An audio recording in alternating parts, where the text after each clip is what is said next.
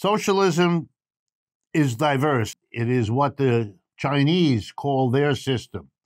It's what many in Scandinavia refer to as their system. Cuba is socialist by its own definition. Bernie Sanders is.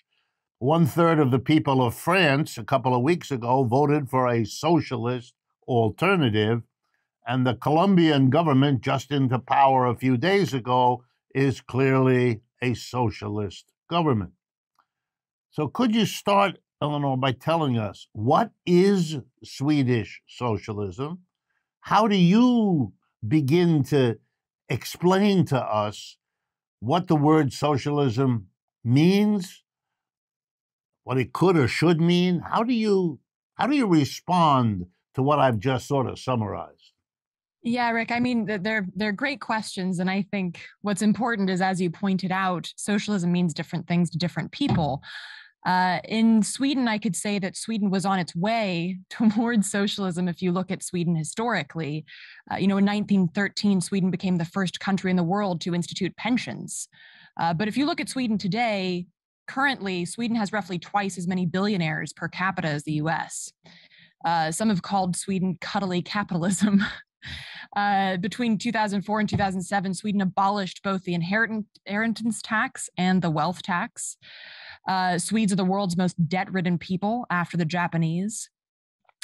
Schools in Sweden are now part of the stock market, which makes foreign investors millions, quite literally on the dumbing down of Swedish children.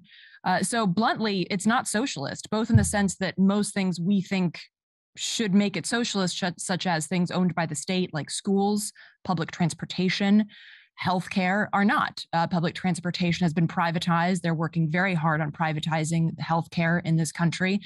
And schools, like I mentioned, are. And I feel like, in particular, healthcare is something that a lot of Americans point to because they're like, oh, we should be more like Sweden. And they have state-run healthcare. And that's true. But they're working, again, to privatize it. And that it's making private companies millions, if not even billions of dollars. There was one example several years ago where one hospital cost as much as the entire Swedish military for private investors. And it's absurd. And that's, of course, not socialism any way you slice it. Certainly not the way that you've talked about it, of course, which is defined as an economy democratically owned and controlled by the workers. But it's not even socialism when you look at things that should be state owned, that are used publicly and are for the public good.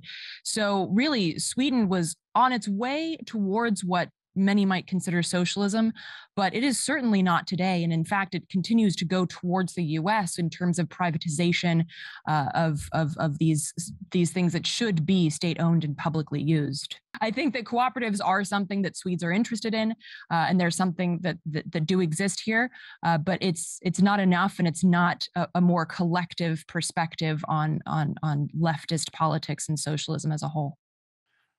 Well, Eleanor, besides thanking you for your time and your insights, really, this is very, very valuable.